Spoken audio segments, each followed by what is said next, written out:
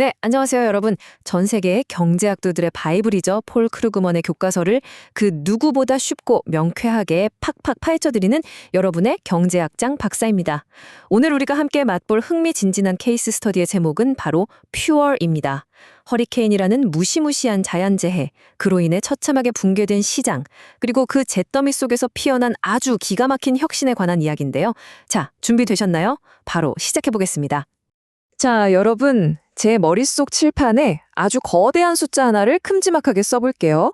710억 달러. 우리 돈으로 치면 무려 수십조 원에 달하는 어마어마한 금액인데요. 이 숫자를 오늘 우리가 풀어야 할 첫 번째 경제학 방정식의 결과값이라고 한번 생각해 보시죠. 이 숫자는요, 2005년에 아주 파괴적인 허리케인 시즌이 끝났을 때 보험 산업 전체가 떠안게 된 총 손실액을 의미합니다. 그야말로 보험 역사상 최악의 해로 기록될 만큼 엄청난 충격이었죠. 도대체 어쩌다 이런 천문학적인 숫자가 튀어나오게 된 걸까요? 눈앞에 쫙 펼쳐진 멕시코만의 아름다운 해안가 주택들 한번 머릿속으로 상상해 보시겠어요? 평소엔 평화롭기 그지없죠. 하지만 2005년에 허리케인 카트리나와 리타가 이곳을 덮쳤을 때 그곳은 그야말로 아수라장이 되고 말았습니다. 무서운 건요, 이 해안가에서 발생한 엄청난 피해가 단순히 눈에 보이는 자연재해로 끝난 게 아니라는 겁니다. 바로 우리 경제 시스템 전체의 뿌리를 뒤흔드는 강력한 트리거가 되어버렸죠. 자, 여기서 두 번째 엄청난 숫자를 하나 더 써보겠습니다. 410억 달러. 이건 오직 카트리나 단 하나의 허리케인이 발생시킨 보험 손해액입니다. 1,800명이라는 너무나도 안타까운 인명피해와 함께 미국 역사상 가장 비싼 자연재해로 기록되었는데요. 여기서 우리가 주목해야 할 진짜 핵심 포인트는 이 410억 달러라는 금액이 보험산업 전체가 무려 25년 동안 땀 흘려 벌어들인 보험료 수입과 맞먹는다는 사실입니다. 한마디로 단 한 번의 강펀치에 25년치 수익이 허공으로 싹 증발해버린 거예요. 정말 믿겨지시나요?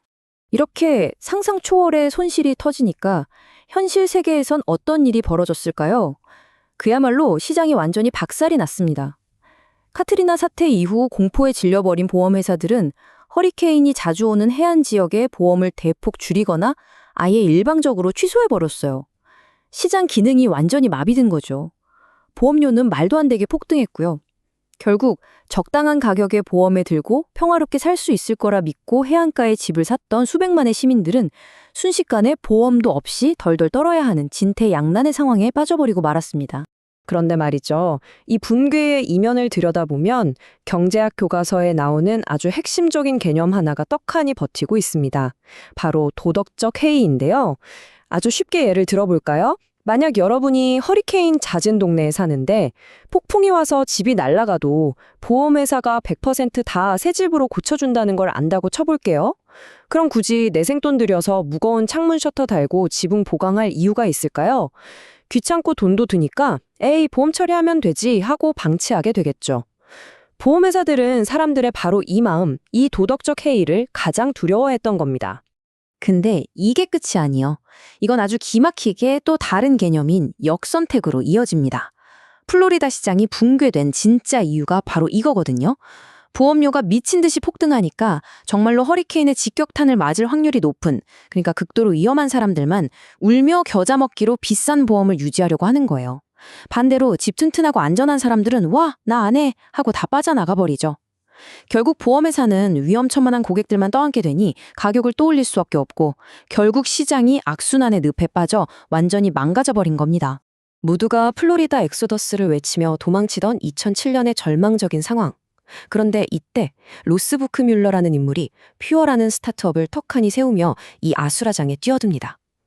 보험산업 분석가 마이클 코지올의 말처럼 당시 업계 전문가들의 반응은 그야말로 싸늘했어요.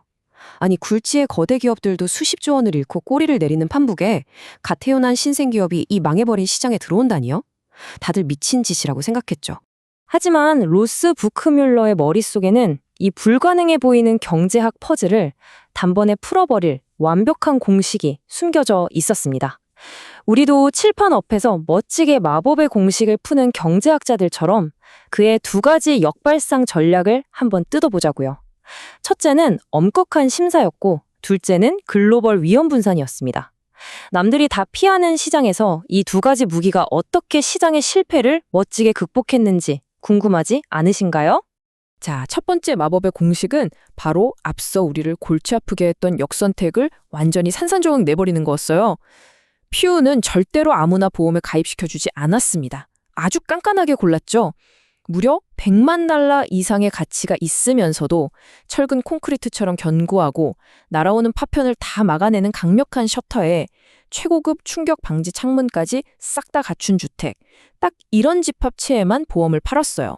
즉, 가장 안전하고 방비가 완벽한 착한 위험만 체리피킹해서 자기들 고객의 위험 지도를 완전히 새로 그려버린 겁니다. 여기서 끝이 아닙니다.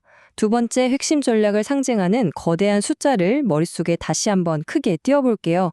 바로 75%입니다.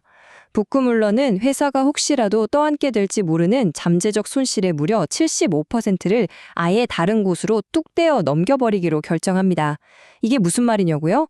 바로 보험회사가 드는 보험, 재보험을 활용한 거죠.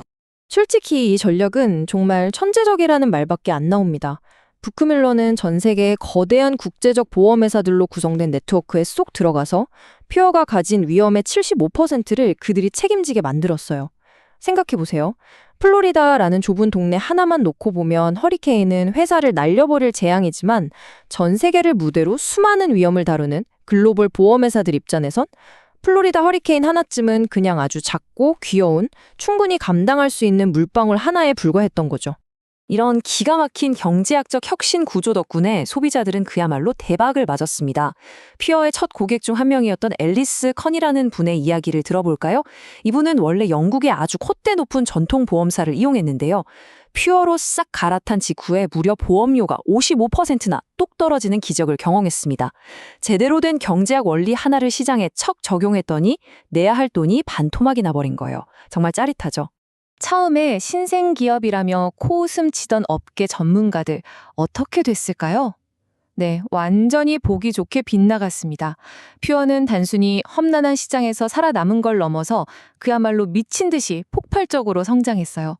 지난 10년 동안 매년 30%에서 40%씩 쑥쑥 컸고 그 사이 몰아친 수많은 극한의 기상이변들도 아주 거뜬하게 버텨냈습니다. 플로리다에서 시작된 이 작은 혁신의 불꽃이 어느새 미국 49개 주와 워싱턴 DC 전체로 활활 타오르게 된 겁니다.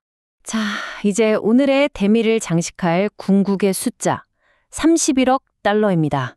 우리 돈으로 환산하면 무려 4조 원이 넘는 엄청난 금액인데요. 2020년 초 세계적인 보험사인 도쿄해상홀딩스가 바로 이 퓨어를 31억 달러에 전격 인수했습니다. 모두가 이 시장은 끝났어, 망했어 라고 외치던 곳에서 경제학적 원리를 무기로 세워진 스타트업이 얼마나 어마어마한 가치를 창출해낼 수 있는지 보여주는 그야말로 완벽한 해피엔딩이자 궁극의 증명이라고 할 수 있겠죠. 자, 여러분, 오늘 우리는 불확실성과 끔찍한 위험 속에서 시장에 어떻게 실패하는지, 그리고 똑똑한 경제학적 혁신이 어떻게 그 상처를 멋지게 치유해내는지 완벽하게 파헤쳐 보았습니다. 어떠셨나요? 꽤 흥미진진했죠? 하지만 여기서 짱박사의 강의를 그냥 끝내면 너무 아쉬우니까 폴 크루그만 교과서에 등장하는 아주 찐한 토론 질문들을 몇 개 던져볼까 합니다. 마치 저명한 경제학 세미나에 오신 것처럼 저랑 같이 뇌를 좀 말랑말랑하게 굴려보자고요. 첫 번째 질문 나갑니다. 아까 제가 창문 셔터를 안 달고 뻐기는 걸 예로 들었었죠? 자, 여러분이 만약 매년 허리케인이 몰아치는 지역에 산다고 상상해보세요. 빵빵한 보험만 믿고 또 어떤 무모한 행동 혹은 게으른 행동을 할 수 있을까요? 오늘 배운 도덕적 해이 개념을 현실에 쏙 대입해볼 수 있는 아주 훌륭한 질문입니다. 한번 곰곰이 생각해보세요. 이어서 두 번째 질문. 2005년 이후에 플로리다 보험 시장은 대체 왜 그렇게 쫄딱 망해버렸던 걸까요? 단순히 태풍이 너무 세게 불어서? 아니죠. 안전한 사람들은 다 떠나고 극도로 위험한 사람들만 득실거리게 되는 그 끔찍한 악순환, 이 역선택이 어떻게 시장의 목을 졸랐는지 오늘 제가 쫙 풀어드린 흐름을 따라 다시 한번 논리적으로 착착 정리해 보시길 바랍니다. 자, 세 번째 질문입니다. 도덕적 해이의 역선택까지 온갖 경제학적 빌런들이 판치는 이 아수라장에서 부크뮬러는 대체 뭘 믿고 어떻게 성공을 거머쥐었을까요? 힌트를 조금 드리자면 바로 체리피킹입니다. 누구에게 보험을 팔고 누구에겐 안 팔 것인가? 그의 이 깡깡한 기준이 기존 거대 보험사들과 어떻게 달랐는지 그 혁신의 진짜 알맹이를 콕 집어내실 수 있어야 합니다. 마지막으로 오늘 해설의 완전 하이라이트 질문입니다. 부크뮬러는 왜 굳이 애써 모은 고객들의 잠재적 손실 중 75%를 뚝 떼어서 국제시장에 넘겨버렸을까요? 그리고 이게 경제학적으로 얼마나 위대한 위험 분산의 원리를 보여주는 걸까요? 한 지역을 날려버릴 거대한 재앙도 전 세계라는 거대한 풀장 속에선 그저 작은 물방울 하나로 흩어진다는 사실. 이 질문들에 대한 답을 스스로 멋지게 찾아보시길 바라면서 오늘의 케이스 스터디는 여기서 마치겠습니다. 지금까지 여러분의 경제학 짱박사였습니다. 다음 시간에 더 흥미로운 주제로 만나요.